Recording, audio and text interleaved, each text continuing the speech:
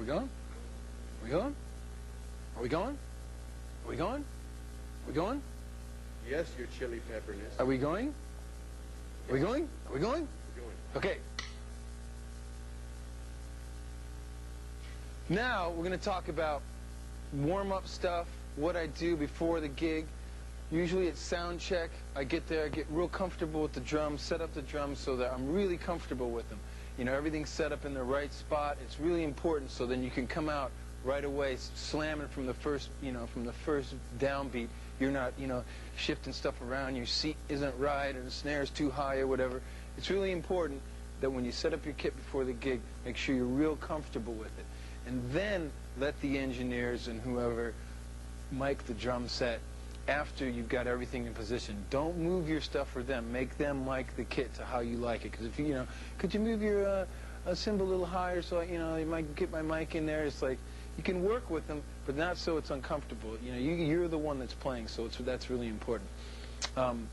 Another thing that I do before, usually, I'll play at sound check, and that's usually my warm-up when we're on tour and stuff.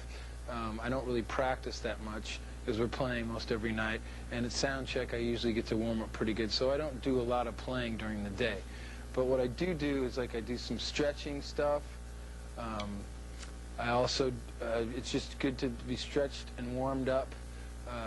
Any sort of, I basically stole a lot of my stretching exercises from Nadia Comaneci, and she taught me, I do a lot of, I touch the back of my head to my knees, and I don't really want to go into that right now, but, stretching is good. Yoga is really good, any of that sort of thing. But I also do warm-ups. I'll just do like some double stroke rolls just to get your hands warm. So you're coming in, you don't cramp up. Like a lot of times, if you don't warm up and you get right out on the drums and you start playing really hard right from the beginning, you'll cramp. And Flea does a lot of warming up exercises. He's got a serious thing that he does, so he doesn't cramp up because he's doing so much stuff. So you're using your arms and your hands. It's really important. You get right out there and maybe you're a little excited and you're gripping the sticks a little too hard or something. You can cramp up real easy. So it's good to warm up your hands. So I just do like some double stroke rolls, this kind of stuff, some flam.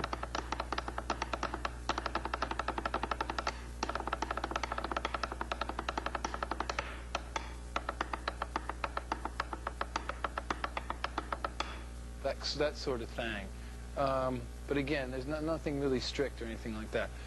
A lot of people ask about tuning and what, the drum tunings, and I get that a lot in the clinics and stuff. So I'll give you how I like the drums to sound and how I like them and a little idea. Let's go to the kit, man. So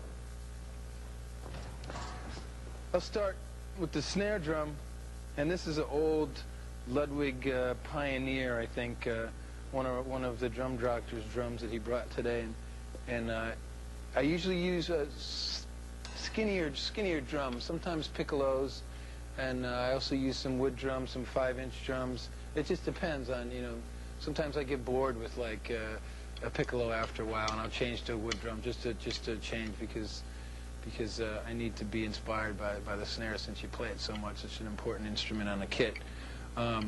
So I really like it really pretty tight. The top head should be real tight, and as far as tuning for the snare drum goes, I put the head on and I just go counterclockwise or opposite lugs and just get them going, crank them up, and then I'll have either myself or my drum tech will usually like stand on it. Now, it's probably not too good to stand on this really old classic drum, but just to stretch it out, because you'll play for a while, and even during sound check, and the drum will be up high, and by just the nature of the head and stuff, it'll stretch out, and so it's good to crank it up a little bit higher than I really normally like it. So after I beat it and sort of get it into where I like it to be, it's stretched out, and it's not going to change too much during the show.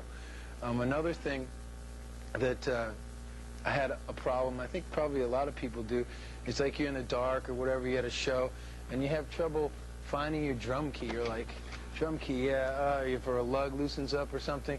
So what I did was put your old Velcro around the drum key and just put it on here, right? Snap it onto the part of the key. Put the other spot right here on the bass drum. Bam, it doesn't go anywhere. Stays right there. It's in the dark between songs or something and I need to do a little tweaking. I just go right for it and it's always there. So that's like that's a little secret tip. As far as tuning goes for the toms, I basically try to get them to go to the races. When they go dun, dun, dun, dun, dun, dun, dun, dun, dun, dun, dun, dun. So I think it's thirds or something. I'm not exactly sure, but for my toms with the 4-tom setup, that works for me. So, or you can play to the races like this, like.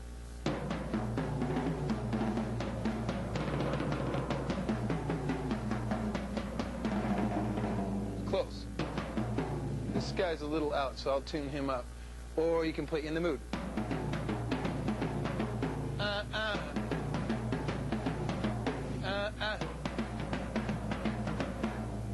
So for me, that's where the toms, my drums sound the best, and it's good for really for the tension, so that you know your stick comes off the drums and it's not like mushy. I like to have a pretty tight playing surface so I can get around them faster. So basically on the tuning thing, after I tweak them up and get them pretty close, I'll hold the middle with my finger to kill the overtones, because when you play it like this, you get in the ring from everything, and it's better just to dampen a little, then you get the overtones. So it's a, see that? So this one's a little lower. I'm going to tweak this guy up a little bit.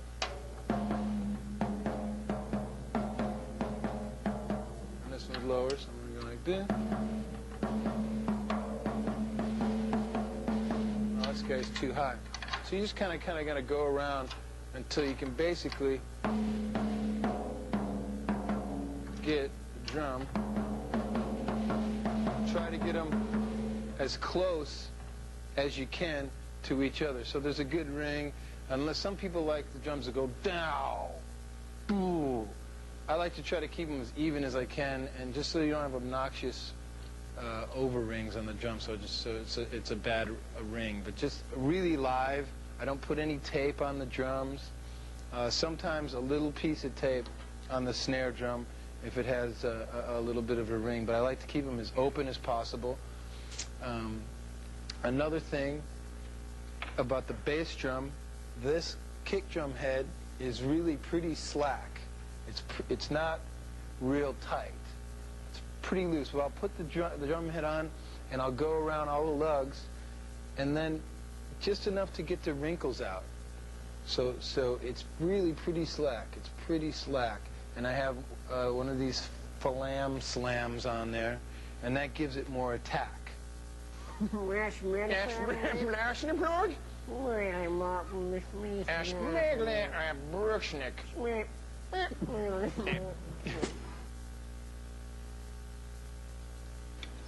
to talk about Suck My Kiss, the next tune I'm going to play along with the track. And I'll just talk a little bit about my approach to playing the rhythm track. It's really important I really lock in with the bass and the guitar, playing a lot of unison lines, especially in the verse. So I try to catch a lot of the stuff, a lot of the accents with the bass drum. And the dynamics are really important. The verses, I'm really tight with the hi-hat, and then it opens up for the choruses, which has sort of an AC/DC-ish kind of chorus feel on the guitar. So I'm kind of smashing way more on the chorus to lift it up, and of course on the lead too to play behind John and move that along.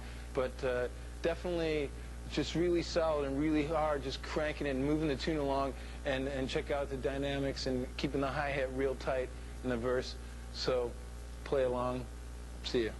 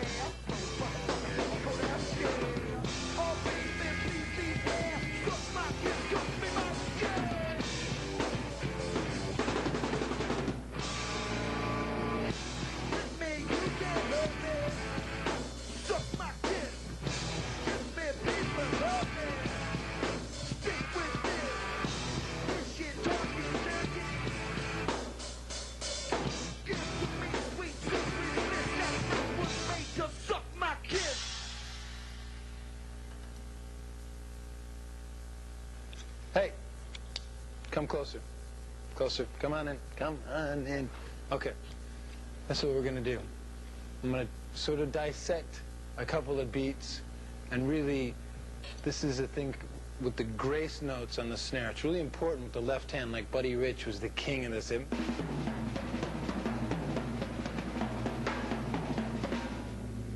That sort of stuff. If not, with the grace notes on the snare, it sounds like this.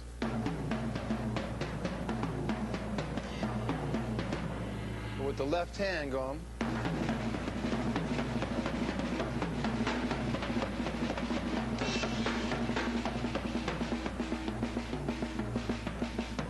it's just in between all the hits. It fills stuff up, makes it groove much better. It's really important part, definitely, of my playing. I throw in a lot of grace notes. They're very funky when you're playing straight, you know, funk beats. And if you have to ask, on Blood Sugar has a lot of grace notes. And a couple from the songs off Mother's Milk, one of them called Higher Ground, a Stevie Wonder tune that's really cool that we covered.